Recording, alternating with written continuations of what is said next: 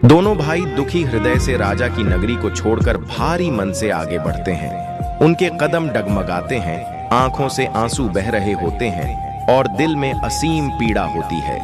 चलते चलते वे एक घने जंगल में पहुंचते हैं, जहां सूखी पत्तियां उनके दुख की तरह बिखरी पड़ी होती हैं।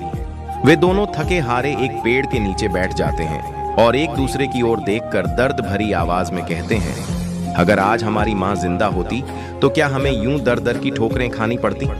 ये सोचते ही उनकी आंखें छलक पड़ती हैं और वे वहीं बैठकर सुबकने लगते हैं। थकान और ठंडी हवा के झोंकों की थपकी से दोनों भाई कब नींद में चले जाते हैं उन्हें पता ही नहीं चलता।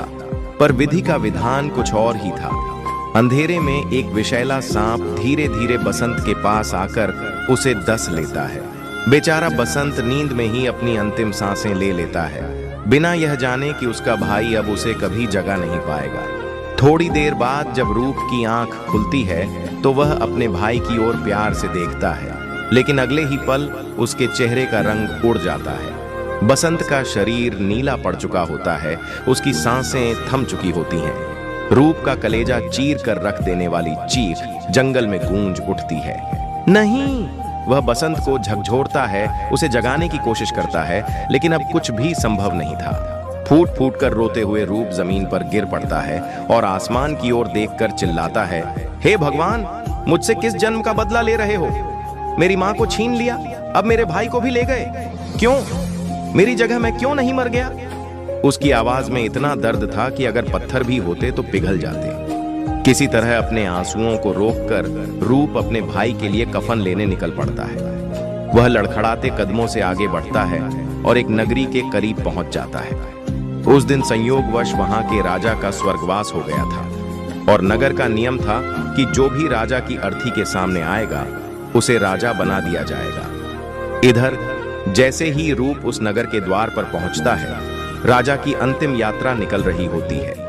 नगर के लोग उसे देखते ही नियम के अनुसार राजा घोषित कर देते हैं, पर बेचारा रूप, जिसे अभी अभी अपने भाई का शव छोड़कर आना पड़ा था, इस सम्मान से अधिक अपने भाई की याद में डूबा हुआ था। दूसरी ओर भगवान शिव और माता पार्वती उसी जंगल से गुजरते हैं। जब माता पार्वती बसंत का निष्प्राण, मासूम और शांत चेहरा देखती हैं, तो उनका हृदय द्रवित हो जाता है। वह महादेव से मिन्नतें करती हैं, स्वामी देखिए ना, यह कितना सुंदर और युवा है। इतनी कम उम्र में इसकी मृत्यु हो गई, इसे जीवन दान दीजिए। महादेव गहरी सांस लेते हैं और समझाते हैं, प्रिय, यह मृत्यु लोक है। यहाँ सबको अपने कर्मों का फल भोगना होता है। अगर हम एक का दुख हरेंगे तो औरों का क्यों नहीं? लेकिन माता पार्वती का ममत्व उमड़ पड़ता है।